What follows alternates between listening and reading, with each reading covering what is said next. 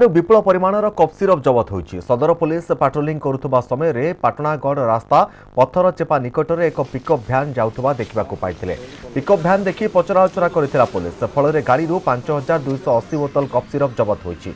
सबु cough syrup गुड़िक Ranchi Roorkee आनी बलांगीर और आखपाख अंचल में cough syrup mafia Lakshminarayan Agarwal बिक्री करुला। गतकाली गाड़ी में 2 जन थिबा बेले लक्ष्मीनारायण पारोल आसी निशा कारबार नेटवर्क चलाउथबा प्रमाण पाइछि पुलिस। लक्ष्मीनारायण अग्रवाल को गिरफ करने सहित 2 सहयोगी क्षमानिधि मेहर और सुरेश दास को गिरफ करिछि पुलिस। जबत कफ सिरप मूल्य पाखापाखि 9 लाख टंकार हेबो बोली सदर एसडीपीओ तोफान बाग आज एक सांबादिक सम्मेलन में सूचना देइछन्ति।